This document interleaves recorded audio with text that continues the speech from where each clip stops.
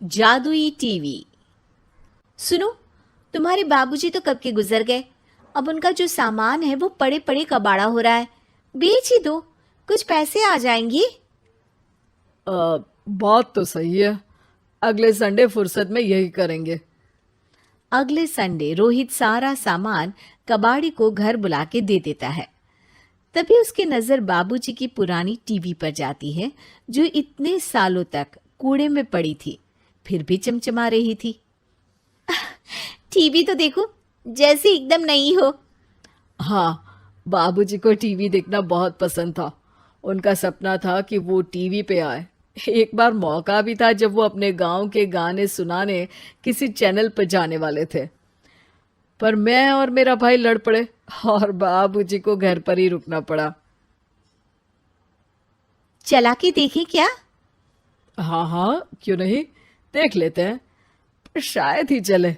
बाबूजी ने उस लड़ाई के दिन के बाद टीवी देखना ही छोड़ दिया था। टीवी चालू करने के लिए उसमें केबल वायर लगा दिया जाता है। एक न्यूज़ चैनल चालू हो जाती है। स्वर्ग की सीढ़ी के रास्ते हैं तीन, तीनों के तीन रास्ते हैं संगीन। पहला रास्ता है सांप की बीन, दूसरा रास्ता घर में बिछा कालीन, तीसरा रास्ता कलकत्ता से चीन। ये क्या बकवास खबर है, कुछ अच्छा लगा दो। अरे आप बोलो तो सही, कोई अच्छी खबर सुना देता हूं। मेरा तो काम ही खबर देना है। अरे बाप रे, टीवी बात कर रही है। हाँ, ये न्यूज़ वाला मुझसे। हाँ हाँ, आपसे ही तो बात करूंगा ना, आपके घर में हूं तो। अरे, ये सपना है क्या? तुम हमसे बात नहीं कर सकते? अरे सपना नहीं भाई साहब, ये टीवी जादुई टीवी है। बोलो, क्या खबर सुननी है, वरना ब्रेक लेने का टाइम आ जाएगा। सुप्रिया घबरा के टीवी बंद कर देती है। वो क्या था? अरे एक बार और चालू करके देखे, फिर से बात करेगा तो चैनल बदल देंगे। सुप्रिया फिर टीवी चालू कर देती है। अरे ऐसा कोई मुंह पे टीवी बंद करके जाता है क्या? मुझे बुरा लगा आपका नेचर। चाय पानी तो पूछो। सुप्रिया टीवी के बटन से चैनल बदल देती है। अब टीवी पर एक फिल्म चल रही है। अरे ये तो सूर्यवंशम है ना? हाँ, और ये ठाकुर को जहर की खीर दे दी और उसको पता भी नहीं है। ए भाई, खीर मत पीना, उसमें जहर है, मत पीना। ठीक है महाशय, जैसा आप कहें। हाँ। अरे, आपकी बात मान ली, पूरी पिक्चर ही अब तो बदल जाएगी। मतलब ये सच में जादुई टीवी है? तभी वहां कबाड़ी आ जाता है। भैया, टीवी के 150 रुपए दूंगा, चलेगा? अरे 1.5 करोड़ में भी ना दे तुमको ये टीवी हम। अरे 1.5 करोड़ खरीदने को होते तो तुम्हारे घर में ये पानी चाय नहीं पीता, अंबानी या टाटा के घर बैठा कोल्ड कॉफी पीता। रोहित कबाड़ी का हिसाब करके उसे वहां से चलता करता है और अपने भाई शशिकांत को फोन लगा के बुलाता है। शशि थोड़ी ही देर में वहां पहुंच जाता है।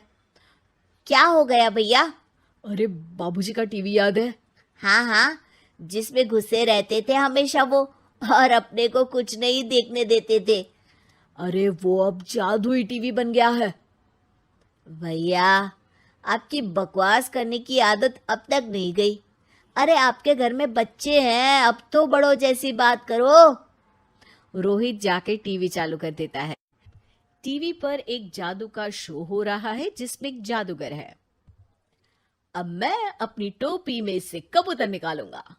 श्रिंग ब्रिंग शरिंग बम फोपा फुफी फुफा बाउ। टीवी से कबूतर निकलता है और शशिकांत के सर पर आकर बैठ जाता है। भैया, ये क्या हो रहा है? भैया इसे उड़ाओ। ए कबूतर, जा जा, कबूतर चल निकल। अब मैं टोपी में से सांप। सांप सुनते ही शशिकांत कांप जाता है और भाग के टीवी बंद कर देता है। भैया, सॉरी भैया, मैं समझ गया ये सच में जादुई टीवी है, पर एक बार और ट्राई करते हैं। पर भाभी, कोई दूसरा चैनल लगाओ। हाँ, जिसमें डर ना लगे। सुप्रिया टीवी चला देती है और न्यूज लगा देती है। अरे कितने दिनों बाद मुझे याद आया, बताइए क्या खबर सुनाओ। और ये नया आदमी कौन है? ये मेरा भाई है शशिकांत। ओह यस, वही है ना जिससे तुम लड़ लिए थे किसी बात पे, और तुम्हारे बुढ़ाओ पिताजी गुस्सा हो गए थे और टीवी को संन्यास दे दिया था। हैं? तुमको कैसे पता ये सब? इस टीवी में रहने वाले आदमी से लेकर कबूतर तक को तुम्हारे बाबूजी और तुम्हारी बातें पता है, इसीलिए तो ये जादुई टीवी है। ये टीवी क्या कर सकती है वैसे? तुम जो मांगो दे सकती है, कहानी बदल सकते हो, खबर बदल सकते हो, कोई चीज मांग सकते हो। अरे भैया, ये टीवी मैं लेके जा रहा हूँ। बाबूजी का लाडला तो मैं ही था ना। अरे ऐसे कैसे? मैं बड़ा बेटा था, अब तक मेरे घर में टीवी थी ना। अब तक कहाँ गए थे पिताजी के लाडले? तुम्हारी गलती का एहसास भी है। अरे भैया, ज्यादा ना बोलो वरना भूल गए आपके दांत तोड़ दिए थे मैंने उस लड़ाई में। मेरी बीवी के सामने मेरी बेइज्जती करता है। रुक दोनों भाई हाथापाई पे उतर जाते हैं। रुक, बताता हूं तुझे कि कौन बड़ा है। अरे छोटे का दम तो देख लीजिए आप। ये खबर आपके बाबूजी को देता हूं। तभी टीवी अचानक बंद हो जाता है। अरे शायद टीवी नाराज हो गया। और लड़ लो, आए बड़े खली बनने। टीवी से एक तेज रोशनी निकलती है और टीवी में बाबूजी दिखाई देते हैं। बापूजी आप? इतना चकरा क्यों रहा है? अपने बाप को नहीं पहचानता क्या? ये तो ऐसा ही है बाबूजी। प्रणाम बाबूजी।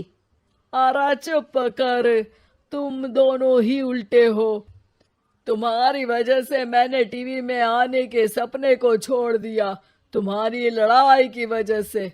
और तो और, जितना मैं अपनी बीवी को नहीं देखता था उतना टीवी को देखता था, वो भी छोड़ दिया तुम दोनों की लड़ाई की वजह से। और अब मरने के बाद जब मैंने टीवी को जादुई टीवी बना दिया तो भी तुम इसका फल लेने की जगह लड़ रहे हो। अरे तुम तो लायक ही नहीं हो, अब तुमको बाबा जी का ठुल्लू भी नहीं मिलेगा। बाबूजी चले जाते हैं। टीवी बंद हो जाता है। रोहित और शशिकांत गिड़गिड़ा के टीवी के सामने हाथ जोड़ के बाबूजी को बुलाते हैं, पर टीवी सिर्फ धुआं निकालता रहता है।